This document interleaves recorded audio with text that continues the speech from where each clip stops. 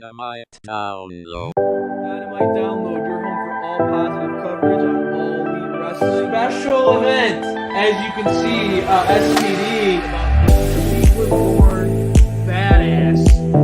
To see the height and to see the commitment and to see the pride. We'll see, yours truly, without a signature shade, SPD once again. January recruitment month for them. I come along in the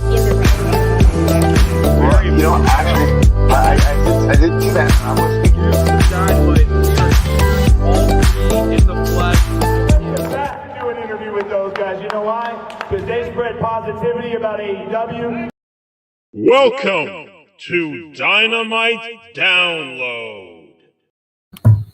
What's up, SPD? What's up, crayfish? It's Friday, yeah. It's Saturday, Sunday. What? It's Friday, yeah. No, you're drinking something good. What are you drinking after a hard, long day at work? Crack it Here's the open. working man. One This of is the Lagunitas IPA.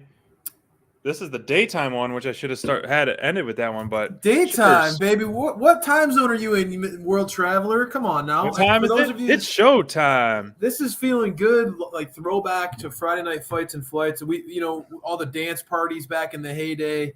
Yeah, that was fun. Welcome back to the show, everybody. Thanks for joining us. Appreciate it.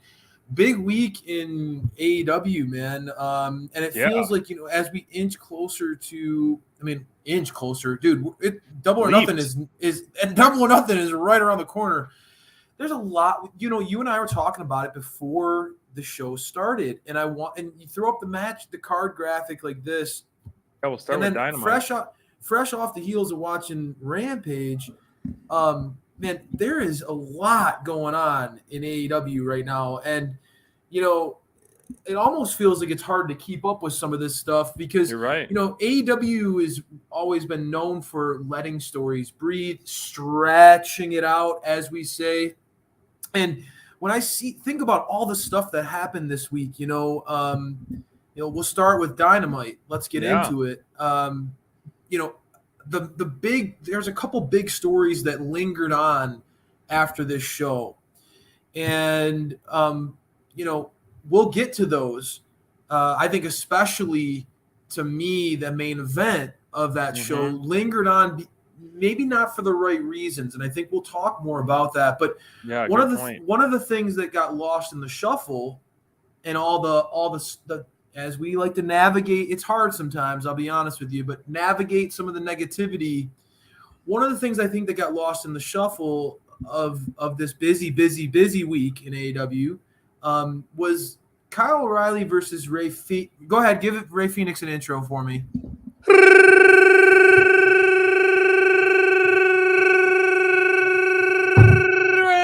Phoenix. Wow. That was just half. I could have kept going. I know you could have. That's impressive stamina. Because he's my top guy on the roster, man. So I could have kept going. He was your top performer. And, again, I was like, dude, he lost. And you're like, well, it's never stopped us before. Phoenix is awesome. Phoenix is amazing. And you are right. Like, I was bummed out, fresh off the heels seeing Dax lose. For me, you got to experience what I felt the next week, really. I mean, because I love Dax, and I'm an FTR slappy. They're my favorite tag team, and I thought the story of Dax going in this tournament was so awesome. Agreed. And for you to see Phoenix come back, he came back from an injury. I love Death Triangle. I want to see them kick ass, right? I want to see Phoenix and Penta and Pac win. I want to see them be awesome because how bad have we said it over and over again? Death Triangle, it feels like we never get them quite healthy. And when they are healthy together, I want to see them be awesome. You're right. And you had to be kind of how I felt after seeing Dax lose. You had to be like, man, like, Phoenix just came back. Why does he have to lose in the first round of this tournament, right? I mean, I felt for you, dude. You're right. But we're seeing the bigger picture. I get it, and I think we're seeing the bigger picture too of, like we talked about how being FTR just so vital to the tag team division. Yeah. But to get that 3-on-3 trios, House of Black, Healthy Death Triangle matchup that we've all dreamed of, we're finally getting it. So for him to not to advance to the finals, or even, past the first round, it's fine. I mean, I'm glad he was booked and showcased in it. I just and that can't match wait for was that trios amazing. And focusing on the good, right? Like Kyle O'Reilly and Phoenix had an one Match of the of the best night. match. You In said my it. opinion. Match of the night. And that holds up even after Rampage. That match really stands out as one of the highlight matches of this week in AEW. So if you're a fan and you missed some content this week, or you want to catch up on shows this week, go back and check this match out because, Phoenix is on his A game again. He looks better than ever.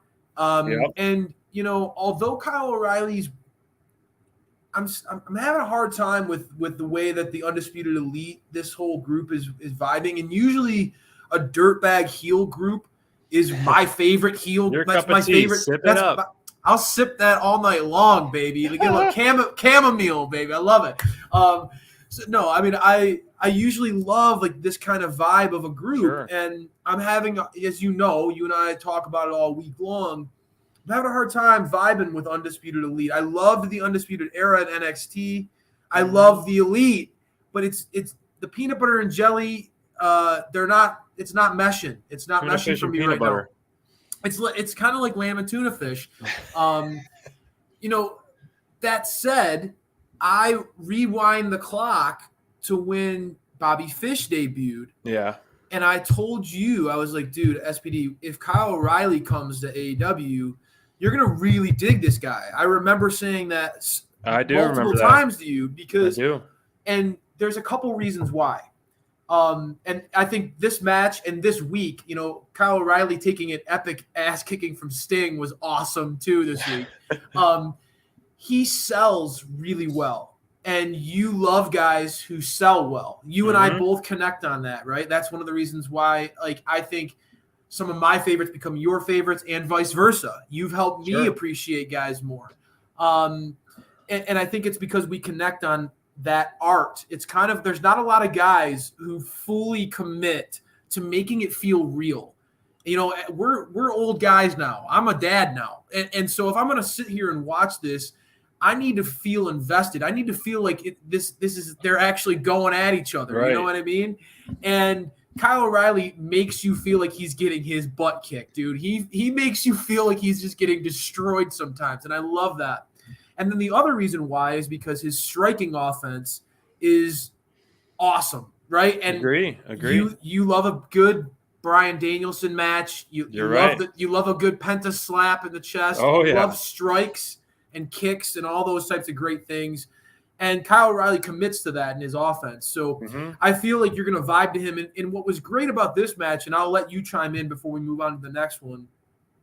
And this match, you got to see Kyle O'Reilly against a guy similar size, right? And that's one of the things I struggle with right now with Adam Cole's presentation is just because he's being presented as a world heavyweight champion contender, and he doesn't feel like a world heavyweight champion contender, right? And that's okay. He's still awesome.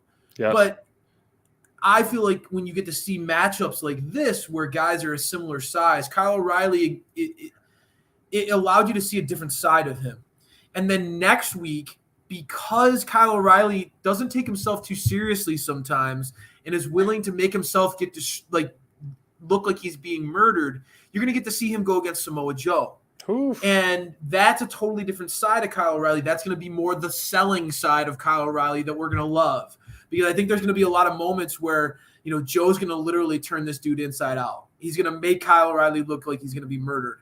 And then there's going to be moments where Kyle O'Reilly's strikes against Joe are going to be epic because Joe will take it. Joe's a tank, So Kyle's going to be able to throw all the kicks and slaps and everything that he wants at Joe, and he'll take it. So I think that's going to be a lot of fun. I mean, for me, I think this side of the tournament I like a lot more than the other side, and that's me personally. Some of it's because I'm so bummed still that Dax lost. No, you're right, man. I will not let that go. No, we're with you. I mean, I think a lot of our fan base is with you and supports that moniker. I mean, it wasn't a secret or a coincidence that we picked him to win it all. And SPD, I apologize for cutting you off, dude, but it's like if if all that Jeff Hardy's going to do is advance to the next round and then lose in a 4-minute match, like, I don't know, man. Like, it just feels like they could have mixed this tournament up a little bit differently. Jeff Hardy beating Darby, that I don't know, buddy. To me, It's I one just of those feel like these. I think the Jeff Hardy Darby match was so strong, and this Kyle O'Reilly and Ray Phoenix. The more I'm hearing you talk about this match, is the more and more I've liked this match. This match, literally, this was by far the best match of the night. That's why we got to talk about it, because I agree with you. First off, I see big picture Kyle O'Reilly winning, but in the way he won was convincing because he focused on the bad arm. You know, it wasn't like a clean win. Essentially, Ray Phoenix had no choice. He was injured with that arm. So they sold that storyline and told that story extremely well, in my opinion. It helped me digest the loss that Ray Phoenix took that much more. This match, they did pair up so well. The mat work, the strikes, the chops by Ray Phoenix. Kyle O'Reilly's chest and neck were absolutely purple and beet red. So, I mean, my guy, Ray Phoenix, is getting SPD's chop of the night, hands down, because he was delivering chop after chop to Kyle O'Reilly. That was just, oh my gosh, blood blisters all over the chest. And Ray Phoenix looked like he kicked off Kyle O'Reilly's head about 5 times with some of those bouncing on the ropes, sideways kicks. Again, Kyle O'Reilly's selling is incredible. Both those guys are top-notch sellers. Top-notch sellers. You're right. And, we can go on and on and on about this match, because I just think it was such a, down the line. It's good to start a show feeling positive about. This match was pretty awesome. Versus, Lucha Brothers, Undisputed, or, Lucha Brothers versus Young Bucks versus Undisputed. All these, turmoil. Like, I want to see all these, round robin matches. And so I gained a lot of respect for Kyle O'Reilly in this match, and the toughness that he showed, and the resilience that he showed, and the way he was countering Ray in so many different ways. He's going to need that next round. He's going to need that next round. I mean, if you think Ray, which he is one of the toughest choppers in the biz, then you got another thing coming when you got Samoa Joe. Amen, bro. Yeah, when they were delivering chops, when he was going against Suzuki, just those guys were literally just smacking the crap out of each other. They're not even budging. That was one of thank you for reminding me of that match. That was epic. God. We didn't get a chance to talk about that one. Oh my God, that match was epic. So fun. I was just I was marking out. I literally I was texting people who I know used to be wrestling fans. One of my buddies who still follows our show and our highlights on Instagram. But he doesn't really watch wrestling anymore. But I was like, dude, you will love this, because he used to like Joe. And I was like, this was just a prime Joe where they were just slapping the hell out of each other. Yeah. That match was a lot of fun. That was one of the more fun matches that we could, that we've seen in recent AEW.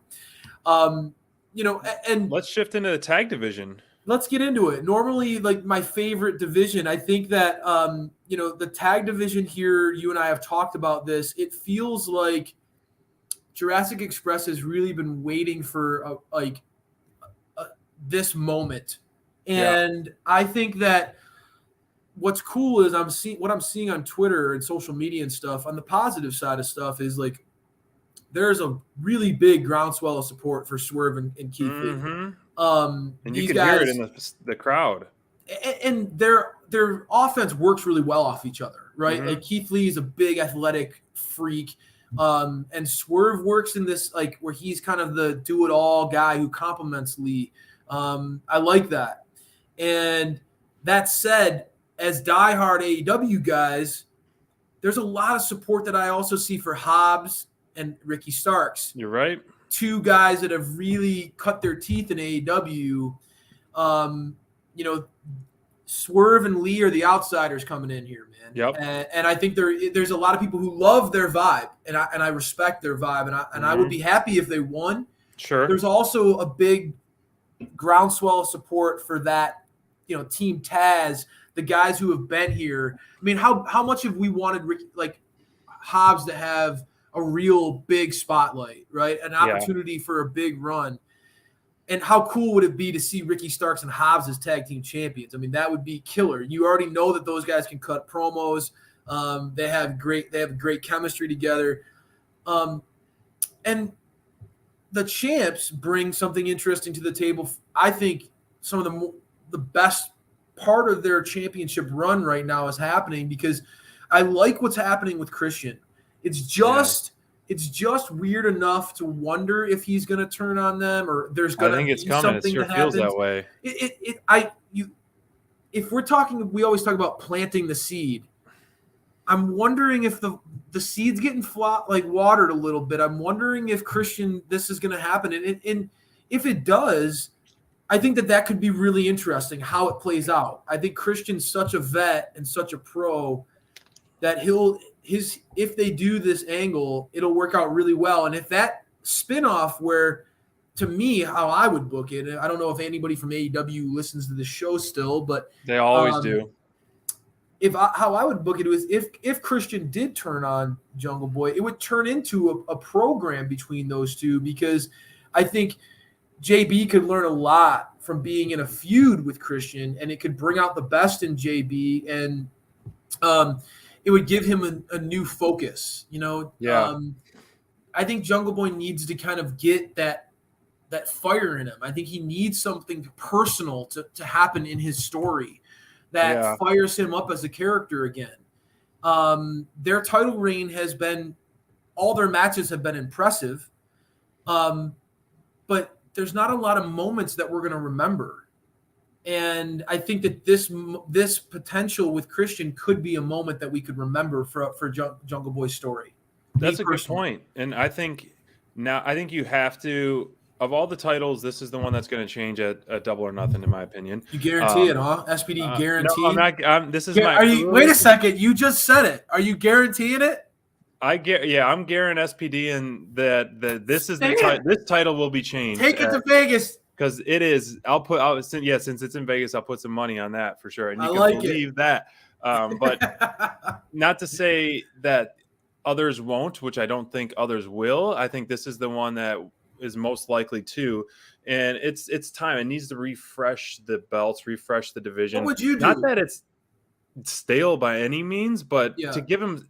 And I think the people, as much as Swerve and Lee, which I love, I think they're fantastic, and they're just starting out as tag team and growing with that chemistry, and they're getting more and more over every single week, and it's a lot of fun to watch. I mean, the crowd was so over, and it's fun. Just Lee's kind of just like slow, methodical pace, giving you the double hand chop and his strength, and just his kind of like cocky demeanor, but not too cocky. I agree. Love it. He walks that line. That's true. Give the titles to Ricky and Hobbs. Original guys, OGs, and I think your heartstrings. I think this will give us a chance to see Ricky really, really shine even more, because we know the guy is full of charisma, and I would love to see him and Hobbs just kind of go on a tear, and just the snarl on Hobbs' face with the gold around his shoulder, and Ricky just talking so much trash with 2 belts on. I like it. And I just think it will add that extra little we're gonna talk swerve, more, no pun intended. We're gonna talk more about division. this at the Double or Nothing. I'm not gonna spoil my opinion on what I think and what we should do. We have a Double or Nothing preview show coming up next week. So you're gonna want to tune into that. It's gonna be a lot of fun. Yeah. So I mean, the tag divisions are always a lot of fun. I have a counter to that, and I'll talk to you more about that. It was fun. It was fun. Just giving us a taste. Give a little taste. A little taste. A peek. That said, the Keith Lee and Swerve, it's very evident to me, like you just talked about, power, methodical, cockiness of both of them. They're technically baby faces, but I feel like they walk the line just enough for me to kind of be like, all right, I can get down with these guys, dude. Sure. Like, I like that. I like their vibe. I like what they do in the ring. They showed out on Dynamite. They're going to and honestly, this segment, lets me move on to somebody who else. I think there are very few characters who can match Keith Lee's charisma or Starks' charisma, but the DMD is one of them, baby. And let's do it. You ready? The DMD, baby. I mean, it feels good to talk about Brit in a winning light again. I'll be honest with you. I feel like Brit needs that arch nemesis to come out again, because Thunder's got her own thing going now. Yeah. And I think that, reflecting back on all the journey Brit's had, She was a victim of not having a lot of people be able to hang with her. Yeah, you're And right. that might sound like, to me, it might sound like I'm being a Brit apologist, but I think that her title reign, she fell victim to the fact that AEW really didn't know how to build people or didn't have the right people in place to really give Brit a run for her money and make it like where she was getting tested. Yeah, And you're right. I think right now AEW has somebody like that. Toni Storm is showing that she can go toe to toe with Brit. I saw it on the promo on Rampage. You can tell that she has a peer, which is great. Brit needs that peer. Coming off of the fact that she was able to overcome the odds here and beat the Joker, not having the opportunity to prepare for her opponent. Again, it emphasizes that Brit's always one step ahead, dude. I mean, and she's always got a plan in her, like she's always able to overcome obstacles, and that's the Brit that I dig. A competitor that will do whatever it takes to win. She wasn't rattled. Maki Ito comes out dancing, singing, jumping up and down. The bird. Middle fingers everywhere, at stomping on her foot, twisting on it, ouch. And Britt was able to overcome it. And I think what's great is Britt now is positioned to go against Toni next round. And this is what I predicted in my bracket. You predicted it in your bracket. We have different outcomes predicted, which is wild to me. Can't wait to talk to you about, who ends up winning this tournament. But SPD, my winner and your winner from this tournament are going to collide. Yeah. I have Toni Storm coming out, which is crazy to me as the DMD mark. I know. And you're picking DMD to win this whole thing. So one of our brackets is getting busted very soon. How did you feel about Britt Baker, your Owen Hart tournament winner? How did you feel about her going up against Maki Ito, who is one of your favorite talents, and truly, I know, tested Britt in a way that you haven't seen before? No, truthfully. No, I thought let's hear it. I honestly, I think it's hilarious because we all predicted something so different than Maki Ito as the Joker, and I thought it was funny. I'll be honest with you. I did laugh. Funny. So, Maki Ito, I know is over with the crowd for a lot of reasons, and Britt and her had some good matches together. Yeah, she's just not necessarily my cup of tea. You got to kind of have to be in the mood for someone coming out singing and yelling. Like, I don't know. Anyways, but the match itself, I think it told a good story, and like you said, going up someone not being able to prepare and all that. The DMD, she had no idea who's coming out, and she is my victor that I pick. And I think it would be, for the big story, would be pretty cool that you have DMD and Adam Cole that will potentially could win the tournament on both ends. So you have the power couple, then you can book that afterwards, unless there's some kind of undisputed elite, crosshairs that are going to be happening. You go that way, or you kind of revisit that power couple thing that they started for a little while that was working so good. You're right. But on your side, if you have Toni Storm win, then you're starting to help book. Thank you. You're starting to help book another star in the division, which is necessary and needed. But I think it's a win-win. It's one of those. I think we're on both sides of the tournament, men's and women's. I think we're seeing that some of the best matches are early on. The first round for men especially, I think we're going to be getting, all those first round matches I thought were fantastic.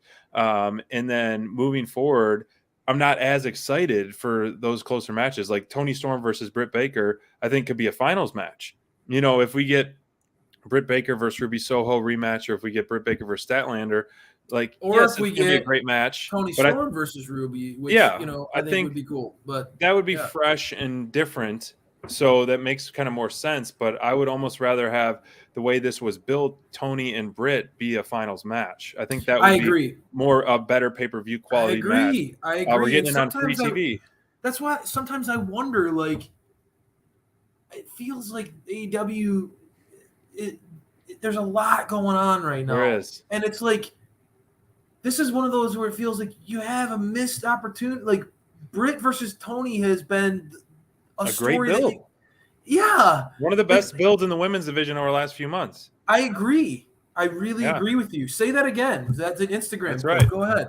One of the best builds of a feud over the last few months in AEW has been Toni Storm versus Britt Baker.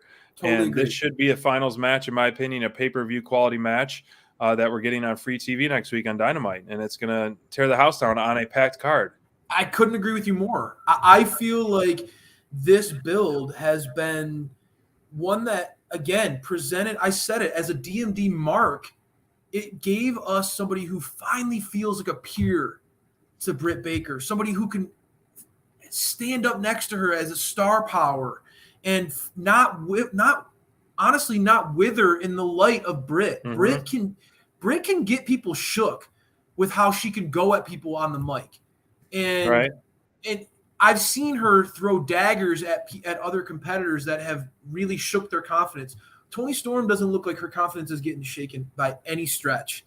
And quite the opposite. I think that Toni is enjoying this banter with Britt, and I think it's bringing out the best in Britt again. Mm-hmm. You know, Britt needs this, and I think that this is something that, like you said, they could have staged this to be the finals, and then when those two fought each other, it could have felt that much more important. After what happens between Britt and Toni, are you really more excited to see Britt Baker versus Ruby Soho or Chris Statlander? No, are you really more excited to see Toni Storm against? I mean, honestly, to me, this is the match. Agree. This is the match.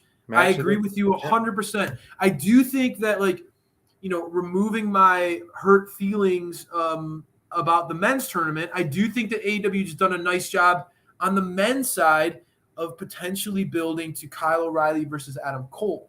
Yeah. Which that could be a really cool story that could build up to. And they've hinted towards that already now, which is great. But I couldn't agree with you more on the women's tournament. It feels like if they just would have moved one of them over to the other side, we could have been talking about this tournament just a little bit differently. I'm sure the match at Double or Nothing will be great, but it feels like the finals of the tournament is going to happen on free TV. You're absolutely right. And it's no knock to Rampage, but they're also booking that on Dynamite, and the other match on the other semifinals, Ruby versus Statlander, on Rampage next week, which is unfortunately at a different time again. I'm excited to talk to you about this match, dude. This one, this is a weird match that I didn't have any hopes for going into it, and I was really, really, really impressed by this match. Yeah, Red Velvet versus Chris Statlander, old friends, now foes. This was, to me, a breakout performance for Chris Statlander, and this is why when we made our draft that she was on Team SPD, because the power and the strength and the control and the power moves that she does, she made, I know, granted, you know, Red Velvet is not the biggest competitor, but it was such a great pairing to give that lift to Chris Statlander, to almost give her that Jade-like power, give her that Jade-like feel, which Statlander is a similar size and similar build as Jade in a sense. So when Statlander and Jade go toe-to-toe, it will be, you know, Hoss versus Hoss. And to me, man, Statlander, this was my top performer of Rampage because of just the way she was going through. Yes, I cannot stand roll up or quick pin finishes, but because I'm glad she won. I'm glad she didn't get beat by Red Velvet. I mean, just look at this visual. This is like a Jade visual. This was just very, very impressive. The only other person I've seen do some of this is Nick Camarado, is that one-handed stuff. So this was a different side of Statlander that we saw tonight, and it was a lot of fun to watch. Couldn't agree with you more. I could not agree with you more. Yeah. I mean, I thought this was a great performance by both ladies. I was really impressed by Red Velvet too tonight. But I agree with you. Like during this match, I was thinking to myself, like, man, if Statlander was in this tournament instead of Shida, would we have changed any of our picks? And I'll be honest with you, this performance makes me think, like, wow, Statlander could win this whole thing. Statlander could win this whole thing. Yeah. Dude. I mean, her performance in the ring, like, she was unbelievable tonight. You're right. Now again, Statlander is really young, and she has a ways to go still, I think, when it comes to fleshing out who she is as a character, feeling more comfortable with promos. And we saw some of that with the Layla Hirsch feud not long ago. Yeah. Her branching out and being able to experiment more and talking more as a performer. But as she grows, if she can grow in that area as much as she's grown in the ring, this is dude, Statlander looked phenomenal in this match. And, she's always been someone who was talked up as somebody who could be like one of the breakout stars of this division. Yeah. But I think that she looks better now than she ever has. You could tell she's really focused. You're right.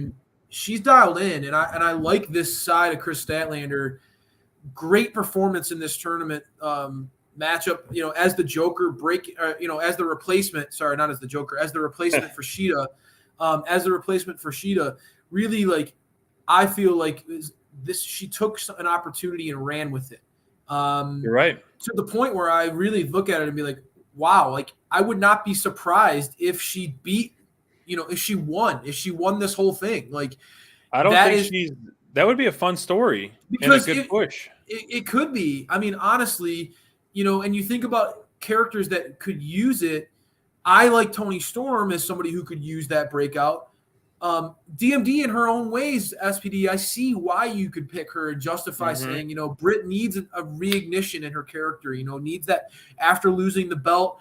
We need to get reminded again that Brit is the best, right? We need some of that, right? So I can respect where you're coming from, but I think there is a counter argument that could be built off of what we just saw with Chris Statlander. And I think that when you think setting up potential title challengers, right? Chris Statlander going against Jade. Whew. I didn't even need to say anything. I know, right? Oof. Right away, you gave me the reaction I was looking for. Chris Statlander against Jade. That's it. That has money written on it, and Jade loves money. So yes, that is. I think Jade would love to have a challenge if she's watching this tournament. And she's looking at potential challengers for her to have a program with her, right? I think that Toni fits maybe as a better challenger for Thunder, right? I think that Brit, obviously, I don't know if Brit's going to get back in the title picture right now. So that was really for me why I said Brit won't win this thing is just because I feel like if you're going to win this tournament, you need to be pushed to an exam where you could be a title contender, right? Yeah. So I feel like Statlander really solidified herself as a believable title contender in this match. And kudos to Red Velvet too for what she did. She, I felt like we sometimes, internet wrestling community can get caught on joking around it. And Red Velvet has been known for some of her unfortunate, where she looks like she's going to die in a match, right? Right. But I think that Red Velvet really put on a show tonight with Statlander. She's really connected. I don't know about you, but this baddies thing is working for her and Kiera. I like that whole thing. I don't know, man. The women's division's got a lot of good stuff going on, and we didn't even get to the women's championship feud. Yeah, I want to get your take on this because we saw a fired up Deeb on Dynamite that was unexpected, and then just when you think she's just gonna stop laying into people, she lays into more and more and more and more and more. And this is a part of the build that, I wish there was more build to this match, but she just really elevated her purpose and the build to this championship match against Thunder Rosa. And if this was anybody other than Thunder Rosa, I would want Deeb to dethrone the champ. And we talked about this before when she was doing the 5 minutes with the professor, 5-minute challenge, and just on that, tear through Sheeta and others. Yeah, I felt like there was nobody that could stop her. And there really is. This would be the toughest test by far. I know the feud that we love so much with DMD and Thunder, but pure wrestling and pure violence and physicality. Well, Deeb is Thunder Rosa's true in-ring rival. Deeb has beaten Thunder and done so. NWA. Yeah, I mean, she's proven that she's not afraid of Thunder Rosa, that she is Thunder Rosa's equal. And, she is in that upper echelon of talent and when it comes to women's wrestling and honestly professional wrestling. I think we both would agree. Like Serena Deeb is an absolute workhorse in the ring. I struggle sometimes as like the guy who has to be on Twitter, right, for our group. And Twitter can be really negative, dude. And when I'm when like I get fired up or excited about a segment, and I go to AEW's page and I want to interact with that content, and I start seeing like, dude, people were ripping Serena Deeb for this, and I'm just like, what did you see? Like, what did we watch here? Because I see people like talking about how it was trash and garbage and how she and I'm thinking like, this is a woman who like, she was so authentic and so raw and so cerebral in this promo. Like you said, like it was so obvious that this is a woman who has like been overlooked and disrespected her entire career. And in her whole character, she just basically flipped this switch about how like she's tired of it, right? She's tired of being disrespected. And that I caught onto that a little bit in the segment when they were hyping it up, and I was like, man, everyone picked Thunder Rosa to win that match, and then she came out and she addressed it. She came out and she literally went after Tony Schiavone, went after Dustin Rhodes, and time. It was raw, man. It was raw. I felt like I'm an emotional dude. I felt it. I felt it, like her talking about like, having to shave her head to prove her commitment, and all these men, and it's just like, I don't know. And then you go on Twitter and you see like, man, people just don't get it. So I don't know. I think that Serena Deeb crushed it. I think that Serena Deeb and Thunder Rosa, this is another example, SPD, of what the refrain of this episode as we get closer to Double or Nothing is going to be the same thing. It's going to be, dude, AEW is almost too much of a good thing right now. There's almost too much of a good thing, because this is one of those where it's like, damn, man, I wish Thunder Rosa and Serena Deeb had more time. I wish that this feud had more. Another month or two. Yeah, I just wish it had more time to breathe and grow. And I know there are a lot of Thunder Rosa fans out there that like, we love Thunder, and I'm worried, like, what are they doing with her title reign so far, man? Like, why are they not giving this woman more opportunity? Why are her feud, like Serena Deeb versus Thunder Rosa, this could be a feud that you could give serious TV time to, man. Like, you're right. And I get that they're trying to give us a bunch of other stuff, right? They're trying to give us a lot of good stuff, dude. Like, there is a lot of really cool things happening in AEW. But there are moments like this where you're just like, this could be so much better. This could be you and I could be talking about this like we were talking about Britt Baker and Thunder Rosa, right? Like, this is the type of feud that has the history, that has the talent. I mean, in-ring, on the mic, intensity. I mean, dude, how often do we talk about how much we love Thunder Rosa's passion and her fire and her drive? Right.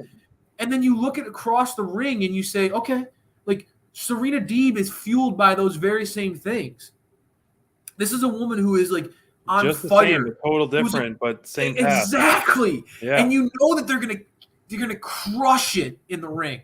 You know that Deeb and Thunder Rosa are gonna absolutely give us a killer match at the pay-per-view, dude. Like, snip that, tag them. It's the truth. Like, Thunder Rosa, Serena Deeb, those two are gonna absolutely deliver at the pay-per-view. We know from what they both bring, how both of those competitors, how they tick, right? What drives them, like what they take pride in. Yeah.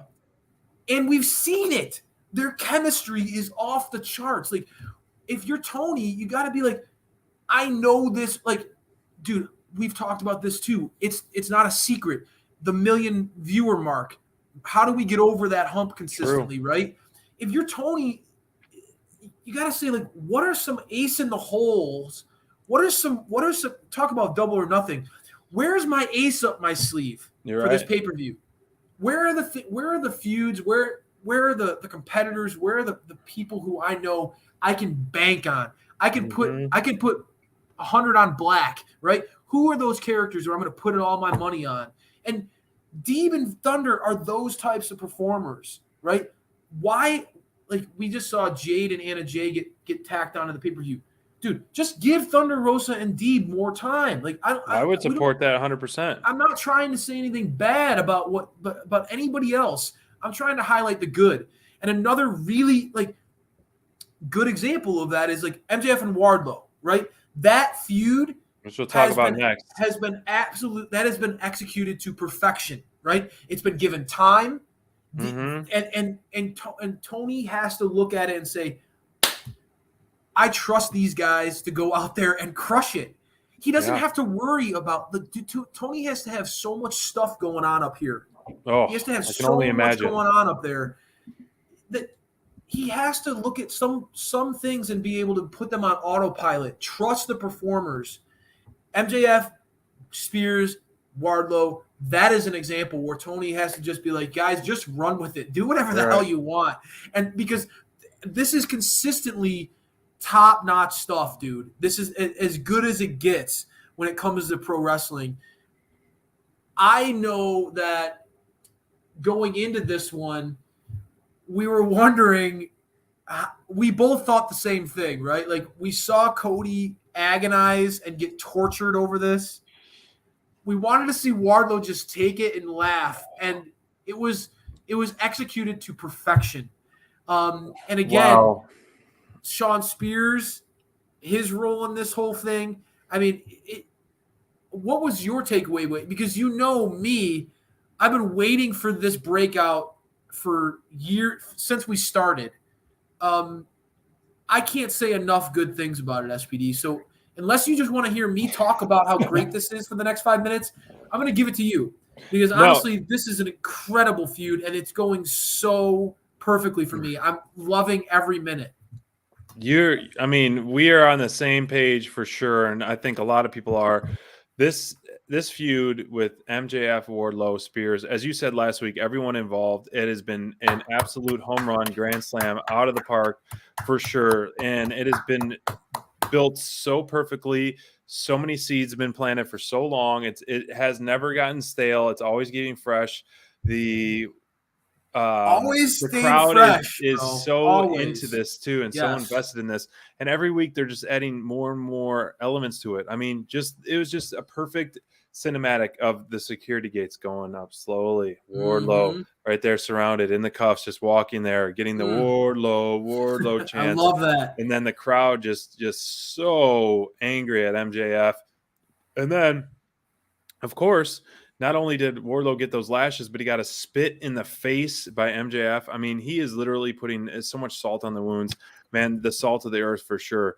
But I just cannot wait. I mean, even though we're getting those different, repeats as we did, like you said, with Cody, with the lashes and then the cage match and so forth, the payoff is going to be so big. And I just cannot wait. I mean, there's a lot of stuff going on in AEW television. There's a lot of stuff going on, different feuds and sub-feuds, and this one has me the most invested for sure. Every single week, it's been the highlight of the show every single week. It has been played so perfectly, like a perfect symphony. You're going to see it live, and we're going to see a perfect symphony play out at Double or Nothing. And we're just echoing each other. How many power bombs? How many power bombs? You said 15. I'm not going to reveal 15. Mine because that's going to be our 15. That's going to be our bingo card. I want to see 15 power bombs, brother. Yes, I know that you hear us. I know you listen sometimes, War Dog. And MJF, we know you're tuning in. 15 power bombs at Double or Nothing. I want Crayfish to get this one right. I'm picking it. 15, baby. All right, SPD. I gotta talk. I mean, once you talk about a little bit about if you have anything more to say about this other than just it's fantastic. We got to do some Sean Spears appreciation That's what moment I was right gonna. here. That's what I was gonna transition into. I agree. Sean Spears appreciation moment right here. I mean, the guy has been just doing fantastic stuff. One of the unsung heroes of this feud. I mean, he hasn't been in the back. I mean, he's been front and center, but it's Accountability buddy easy has to been- not focus on Spears, not in a bad way, because MJF is such a powerful personality and Wardlow is such a powerful presence. But Sean Spears adds so much to this feud. Agreed. And not only is he adding to the feud, but he is quietly picking up some impressive wins and racking up those wins and, calling showing himself off the his giant power. killer. Showing off his power, right? Like Wardlow, we all love the War Dog, and we know Yes. what that guy's capable of. But I think Sean Spears is showing what he's capable of too, dude. Like he's always been a guy who can get over.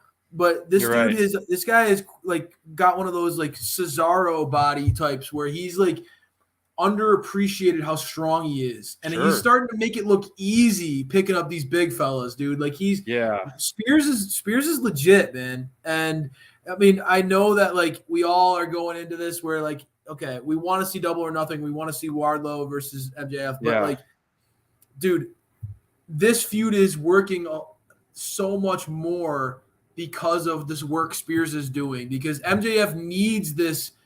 He needs that sidekick. And it's a very important role, and Spears is playing it to perfection. I watched Spears tear it up on Rampage, the Giant Killer in action. I'll be real with you. His character work during this, his in-ring work during this, I think that people like. There are a lot of times in which we talk about Sean Spears and we say underrated. Underrated. That gets old. And I think that it's important to start giving guys their due. Sean Spears deserves his due. This guy has one of the coolest entrances in AEW. Agree. His theme song's cool. He gets into it. You know how like he's sitting on the chair. He's vibing it. I love his entrance. Honestly, dude, I remember at the first AEW event that I ever went to, All Out 2019 in Chicago. He was against Cody. And his entrance gave me goosebumps then. I've always dug Sean Spears' entrance. It's one of the cooler ones in the biz. He's got a cool finisher, the C4. It shows off his power. It's emphatic. It's a good finish. And the guy just gets it. He's a vet. He knows how to navigate a good feud. And I think that he's breaking out in this one in a big way. Wardlow's truly, honestly, yes, we all know there are three big things that are happening here. Wardlow is breaking out to become the top level guy that I've been saying he could be, right? I think that Wardlow can be literally a Brock Lesnar. I think he's that level. I think that Brock was on my Mount Rushmore, so that says it all. It's a reminder of how awesome MJF is. I think it's just another notch in the belt for MJF. Every single thing this man does is gold. You've said it a million times. Every segment, every feud. I know the guy hates us, but I hope that he, some way through the grapevine, hears this. This dude is as consistent of a performer as it gets in pro wrestling. You're right. And thank you. And I think that Sean. And the final is Sean Spears. He is the unsung hero. He is the glue that has made this work. The accountability, even going back to the accountability stuff, was so funny. He is a guy who is such a well-rounded performer.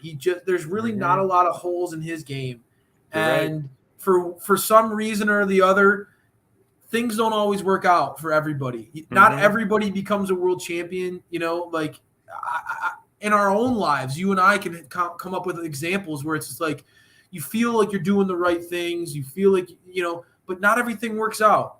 And that's been his story to this point. But it's not your story forever.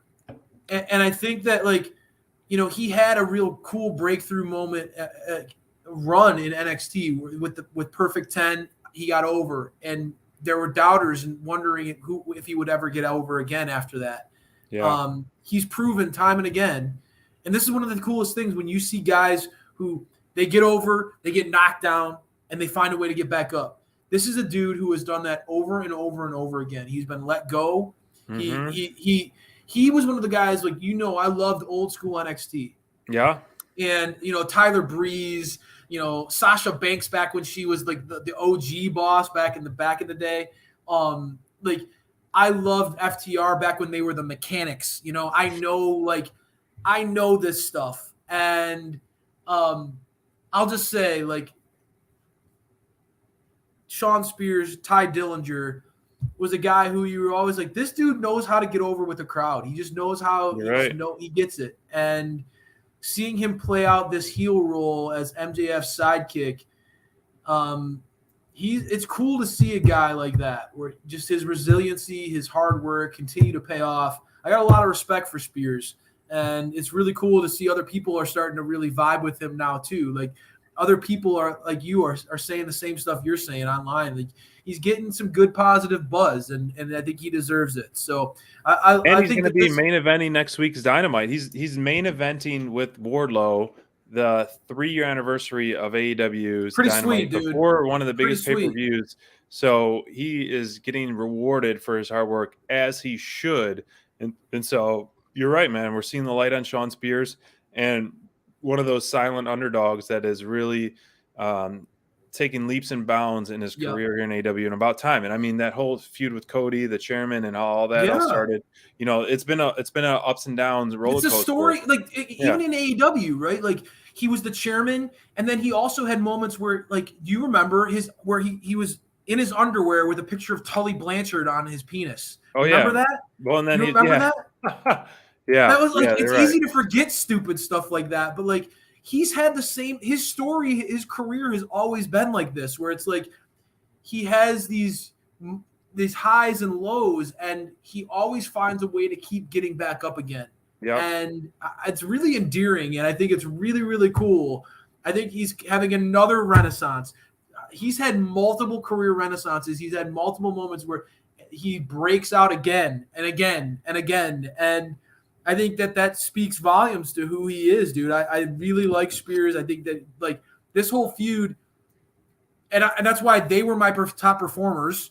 Throw it up there, throw the graphic. They were my top performers of the week because this feud, everything's working for me. This is the thing that keeps me coming back to AEW time and again. Like, I can't find it. Sorry. I personally, like, I wouldn't change a thing about how they're executing this. I think all three guys are crushing it. No, you're absolutely right. I mean, it's like, just the dark side of the ring stuff, the lashings was so great. Funny.